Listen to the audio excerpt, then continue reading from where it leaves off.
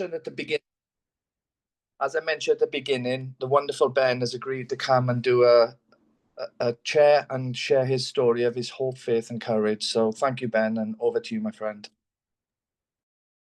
Thank you, Lee. Thank you for inviting me to come and be of service this evening. My name's Ben. I am a grateful, recovered addict one day at a time. Um, for the purpose of anonymity, I've asked to have my camera off for the distribution of my chair, but I really hope that um, you get something from it if you're new, if you're not new, if you're struggling, and if you don't get anything from what I have to say of my experience and of being in the program, yeah, try other meetings, hear different messages because you know I do. I hear my story in other places, but the one thing that we have is that solution to this common peril that we all that we all struggle with. And if you don't mind, because I know I've got a bit of time, I wouldn't mind. I would like to read something from the big book, which isn't in the first, um, the first lot. It's one of the stories from the back.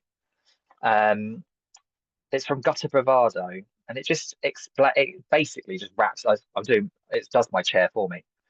But it's my experience. So at my first meeting that night, the people fulfilled their responsibility. They made me welcome. I met others like me, and it felt good. Maybe this thing was for real. So I went to another meeting, and I got the same feeling. And then another meeting. The tomorrows came and went, and to this day, I still haven't found it necessary to take another drink. That was well over 6 years ago. The meetings gave me what my sponsor likes to call one of the most important words in the big book. AA put a we in my life. We admitted we were powerless over alcohol. I no longer had to be alone. Fellowship and activity kept me coming back long enough to work the 12 steps. The more I did, the better I felt. I started hanging out with my sponsor and some active people at the meetings. They showed me how gratitude is something that is demonstrated, not talked about. Gratitude is action. They suggested I was lucky to still have a car, even though it was a junker. Therefore, I might consider taking the less fortunate to meetings. They reminded me you can't teach anything to a know-it-all, so remain teachable. When old behaviors started to creep back in, they called me out on it. When life just didn't feel right, they talked about developing faith and relying on my higher power. They told me lack of power was my dilemma and that there is a solution. I took to AA immediately and believed, like a child, that if I leveled my pride enough to thoroughly follow their path, I'd get what they had. And it worked. Starting out, I just wanted to keep the authorities off my back. I never bargained for this program changing the course of my life or showing me the way to freedom and happiness. Still very impatient, I wanted the whole deal right away. That's why I related so well to the story about a wide-eyed new person and an old timer. When the newcomer approached the old timer, envying his accomplishments and many years of sobriety, the old timer slapped down his hand like a gavel and said, I trade you even, my 30 years for your 30 days, right now. He knew what the newcomer had yet to find out, that true happiness is found in the journey, not the destination. So today I'm much more comfortable with life as Alcoholics Anonymous or Cocaine Anonymous, as we're here in support has promised, and I know they're right when they say it keeps getting better. My circumstances have steadily improved as my spiritual life grows and matures. Words cannot begin to describe the feelings in my heart as I sometimes ponder how much life has changed, how far I've come, and how much there is yet to discover. And though I'm not sure where my journey may take me next, I know I'll owe it to the grace of God and to three of the words of the 12 steps: continue, improve, and practice. Oh, and one more thing they told me, humility is the key. And I love to share that or read that because um it's my experience. When I first came into Cocaine Anonymous, I'd come out of a treatment center and yeah, I'd had time to sort of sober up in there, but I came out terrified, um, of going back into the real world without being, having this cushion of of these four walls around me and I could physically use. Um, and I came in and I kind of had a dalliance with the 12 steps in the treatment center, but I didn't really know what was going on. And, the people at that meeting fulfilled their duties. The greeter, came and took me in, showed me where the loos were, showed me where to get a cup of tea. The greeter I thought was still in the madness because she was so happy, joyous, and free. And I thought she's got to be high. She turned out to be my sponsor later on. But yeah, they agreed to fulfill their commitment. I was made to feel welcome, given a cup of tea, and like that passage says, I was welcomed in. Um, and it put a we in my life. Like the book tells me to share, what it was like, what happened, and what it's like now. And when it says put a we in our life, all of my life from growing up, I really felt like, and I didn't really realize it until I came to recovery. Um, that I was this lone wolf. I had this lone wolf situation, so I could be around people and be in situations with people, and I felt like I had this glass wall between me and the world, me and society. So I'd be with people, but never able to really connect. Always fearful, and never really being able to have a relationship with anybody. Surface level relationships, and usually if I got something out of it. Um, but yeah, always feeling like a lone wolf and very much full of this thing called self-centered fear. Thinking about me and how people are perceiving me and whether or not people like me, and didn't have the headspace to be able to consider you know what was going on for other people. And I used to think, I remember one time I'd sit there and think, I just wish I knew how to buy a present for someone. How do I buy a present for someone? Because I didn't know anything about anybody. I didn't take the time to get to know people properly. And I'm not beat myself up about that. It's this spiritual malady stuff that I've learned about since being in recovery. Um, so my first ever trip or experience with any mind-altering substance was alcohol. And it's odd being back. I'm back at my parents' place this weekend just to visit because I was 13 and I was doing a paper round, and it was the evening news, and I was out doing my round and I bumped into some friends from school and they said, let's go. We're going to go back to our place because their mum and dad was away, and we did that thing. We mixed lots of drinks in one little bottle and different spirits. And, you know, from that first moment that I took a drink, um, I would say that I drank alcoholically, not in the sense that I became chronically dependent, but I put one inside me and it set off this allergy, which meant that I didn't want to stop and I couldn't stop until there were consequences. Now, my friends went home and I was still out on my paper round. Well, I was still outside. My mum's ringing me frantically. Where are you? What's going on? And then I'm lying, saying, those people aren't looking, in their letterboxes properly. I've definitely delivered their papers, and all the while I'm stood outside the co-op by myself, asking adults to buy me more alcohol. So that didn't seem, looking back, doesn't seem quite right. And then as time went on, I just remember being one of those. I just couldn't wait to go and party. I couldn't wait to drink again. And similarly, people would be like at house parties, bedding down, going to sleep and getting the duvets out and putting their heads down at like 1 or 2 o'clock in the morning. And I'm looking at the side and there's bottles of booze there. And I'm like, why are we stopping? So I would drink by myself. Um, and so that's, I was always a problem drinker from the get-go. Um, and then fast forward a few years, I moved to Brighton. So I'm from just outside of Portsmouth. And I'm desperate. I cannot wait to get down to Brighton and be with my people, if you catch my drift. And when I got there, we have this thing, in Bill's story, it says, I had arrived, and I found people that I could be around and feel free around. And I thought it was because there was other LGBT people there, but I just found other addicts and alcoholics. Um, and my experience is that my party for one started really early on. So my party for one is, well, I've already explained it. I was drinking by myself at these house parties, but um, I would go out, show my face, make sure everybody knew that I was still alive, because obviously everyone's thinking about me. And then at the quickest opportunity, I'd want to go back and use and drink by myself, use and hide away. So my fun times,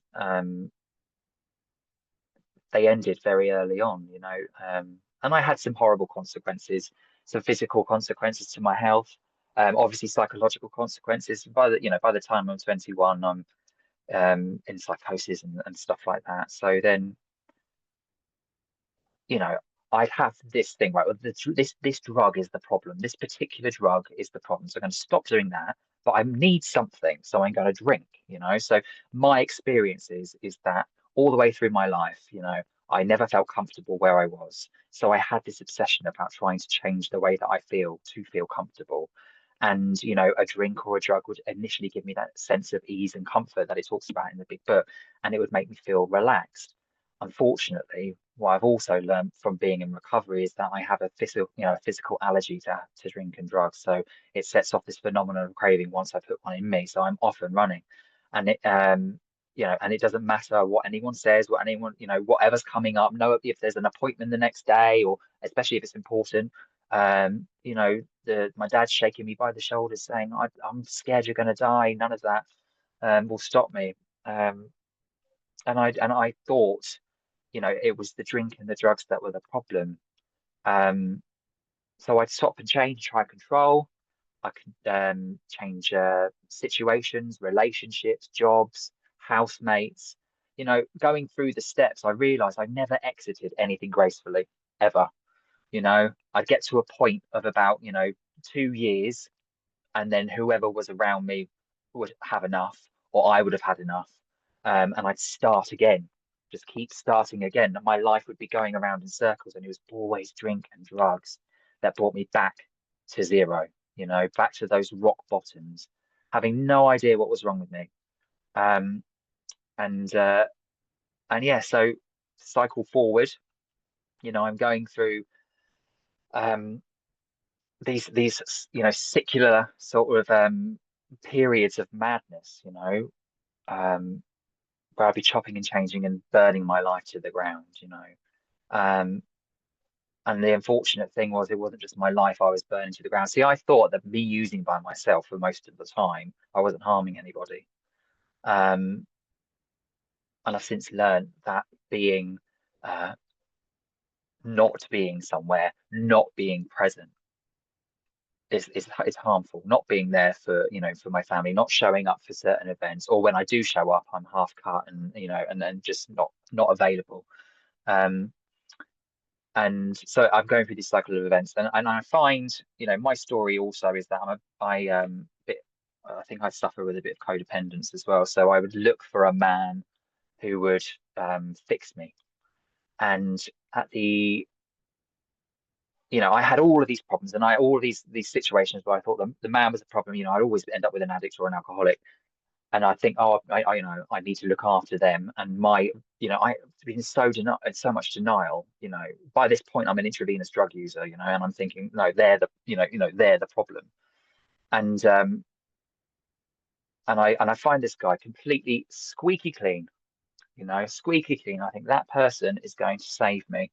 That person is going to be the person that sorts out my life for me. And I'm powerless. I'm powerless. Things go okay for a moment because I make a person my higher power. And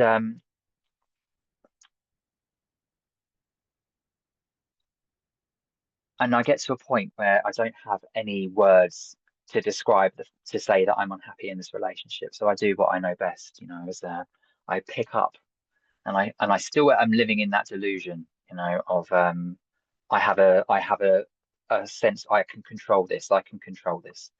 And I disappear for 3 weeks, and basically his friends who were he's had enough of me, and his friends pick me up from Brighton, and they bring me up to Surrey, and they lock me in their house so I will dry out.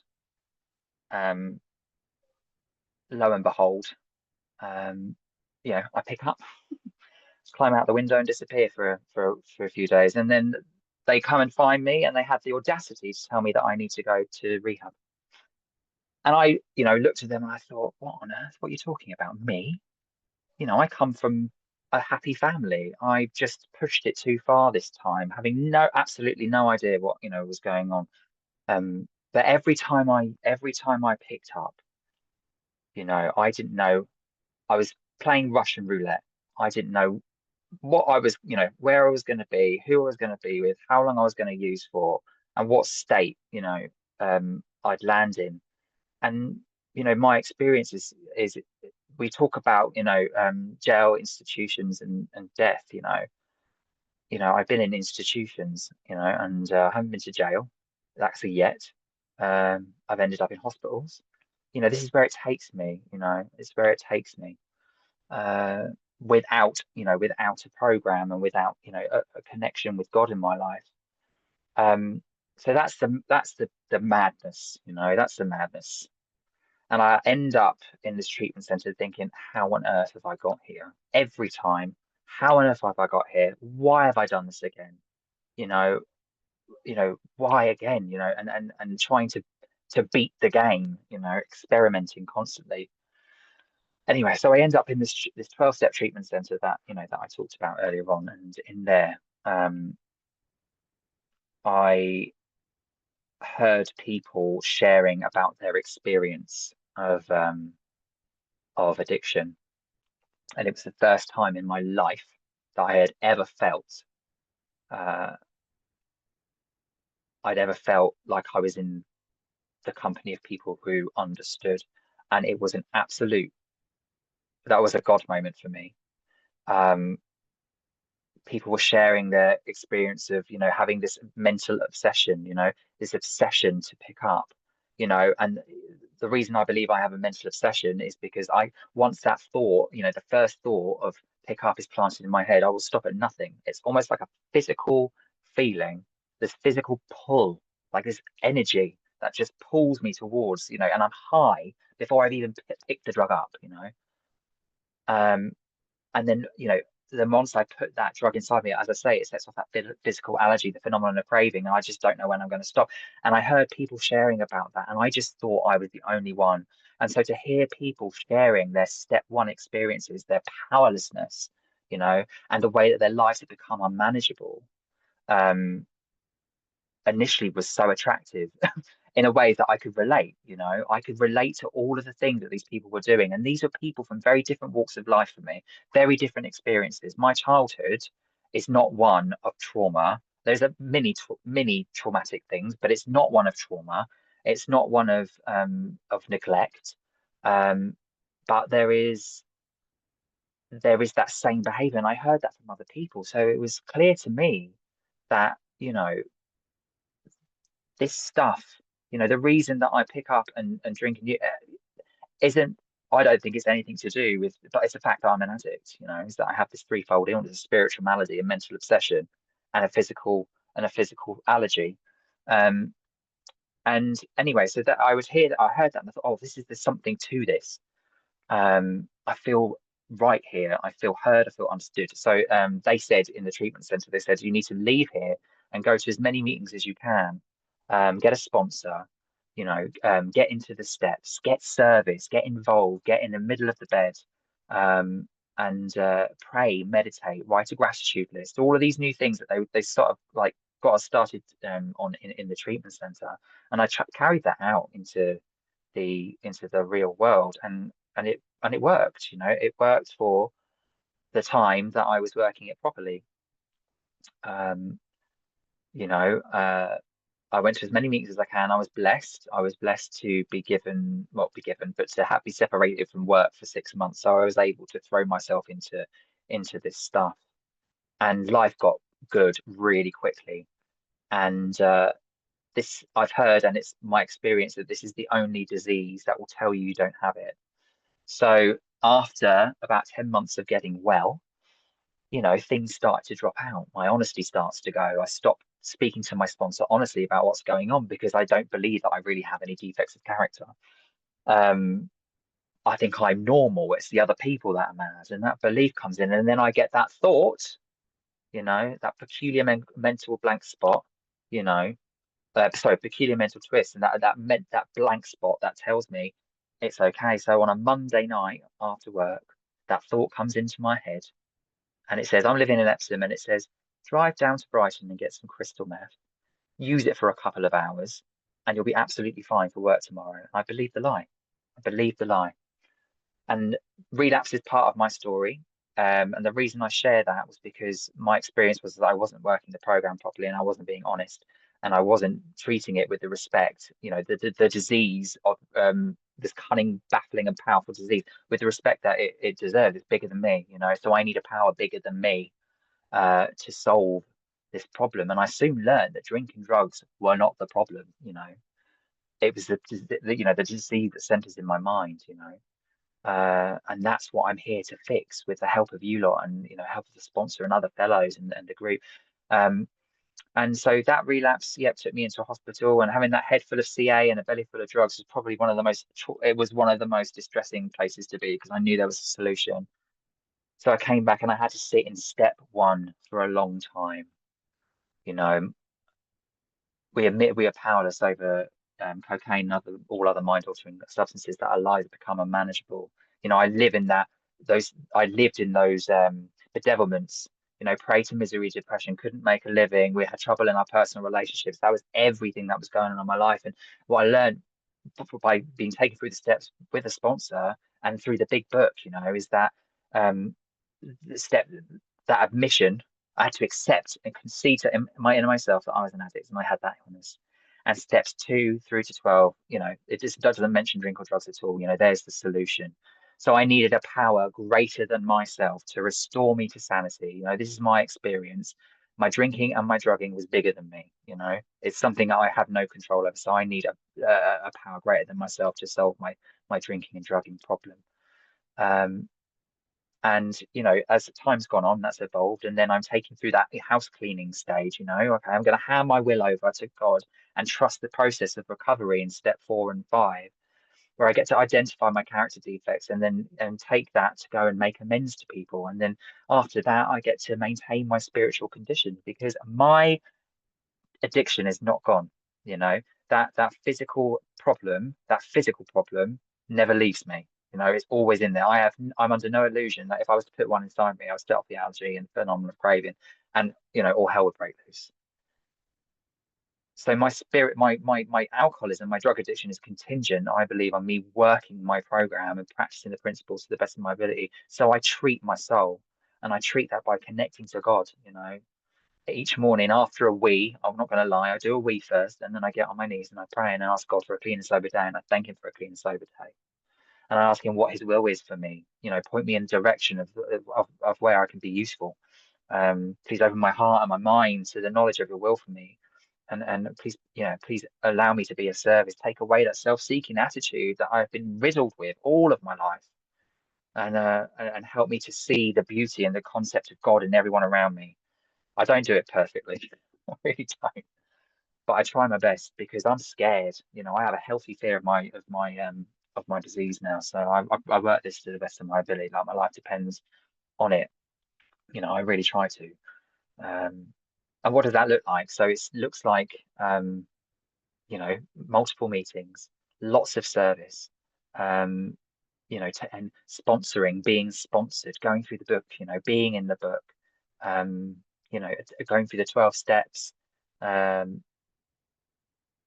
and just being in the middle of the bed, that recovery triangle, unity, service, and recovery. So, what's my life like today? So my life today, I am grateful that I wake up in the morning and I'm not hungover or come to. I don't have to lie about where I've been.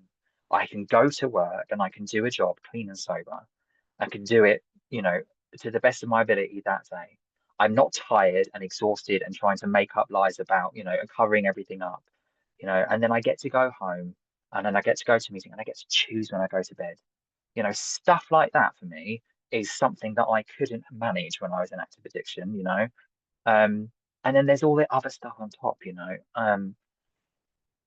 Last year, my sister got married, and it was a very, very, very boozy wedding.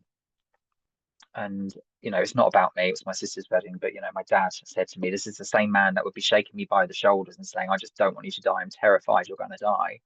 Then I'm proud of you. I'm proud because we get to do these things now. The problem, the obsession's removed, and we can be in these places if we work our program in a place of complete neutrality, and I'm able to enjoy myself, dance, have an amazing time. And that's another thing.